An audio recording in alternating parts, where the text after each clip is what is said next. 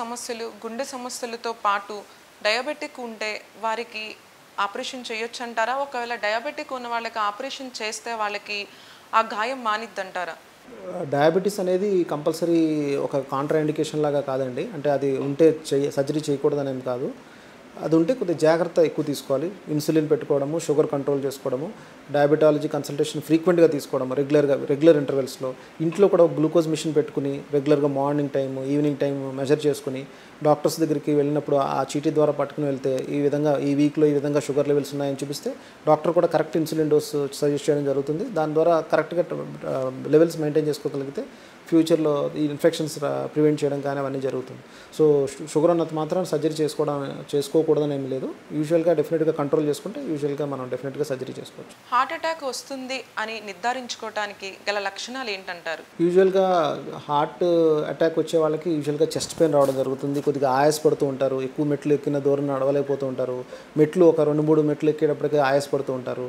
యూజువల్గా ఇవన్నీ ఒక లక్షణాలండి. ఇవన్నీ కనుక డెఫినెట్గా ఉంటే కనుక డెఫినెట్గా యూజువల్గా ఆయాసము, ఒక్కొక్కసారి కొంతమందిలో దగ్గు రావడము, ఒక్కోసారి ఎక్కువ దూరం నడిచిన వెంటనే ఈజీగా అలసిపోవడము, ఒక్కొక్కసారి తిన్న తర్వాత కూడా ఆయాసం అనిపించడం, కొంతసేపు ఎక్కువసేపు తిన్న తర్వాత కూడా కొద్దిగా ఆయాసం అనిపించడము, పడుకోలేకపోవడము, కొద్దిగా పడుకుంటే కొద్దిగా నుంచుంటే బాగుండు, పడుకుంటే కనుక ఆయాసం ఎక్కువ అవడము, కూర్చుంటే బాగుండడం, పడుకుంటే బాగోలేకపోవడం, ఇలాంటివి. కొంతసేపు గాలి బాగుండేమో, కొద్దిగా ఓపెన్ ఎయిర్కి వెళ్తే బాగుండేమో అలా అనిపించడము, ఈజీగా అలసిపోవడము, తొందరగానే చిన్న పనులకి అలసిపోవడము, ఇలాంటివన్నీ జరుగుతుంటే యూజువల్గా మనకి హార్ట్ ప్రాబ్లం ఉందని ఒక డౌట్ పడి వెంటనే దానికి సంబంధించిన టెస్టులు చేయించుకోవడం మంచిది. కొంతమంది హార్ట్ అటాక్ అని తెలిసేలోపే చనిపోవడానికి గల కారణం ఏంటంటారు? ముందే వాళ్ళకి హార్ట్ ప్రాబ్లం ఉందని అనుకోవచ్చు అంటారా?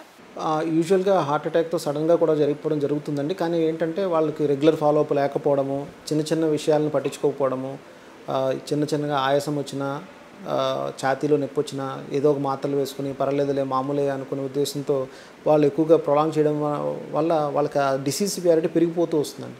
సడన్గా క్రిటికల్ స్టెనోసిస్ ఏదైతే చెప్పానో నేను, ఆ వెజల్ 70% కంటే దాటిపోతే ఆయాసం ఎక్కువ అవుతూ ఉంటుంది. ఒక్కోసారి 100% బ్లాక్ అయిపోతే సడన్గా బ్లడ్ వెజల్ సప్లై లేక సడన్గా కూడా హార్ట్ అటాక్ వచ్చి చనిపోయే అవకాశాలు కూడా ఉన్నాయి.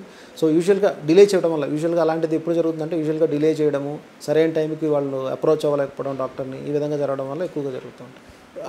యూజువల్గా మనకి రిస్క్ ఫ్యాక్టర్స్ ఉండి ఎవరికైతే షుగరు, బీపీ అలాగే ఉన్నాయో, వాళ్ళకి స్మోకింగ్ హ్యాబిట్స్ కూడా ఉన్నాయో, అలా ఏమైనా ఛాతీలో కనుక కొద్దిగా కడుపులో కానీ నొప్పిగా అనిపిస్తే డెఫినెట్గా ఈసీజీ అనేది ముందుగా చేయించాల్సి ఉంటుందండి.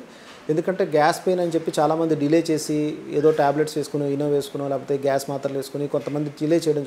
Like and subscribe Eagle Health and Beauty.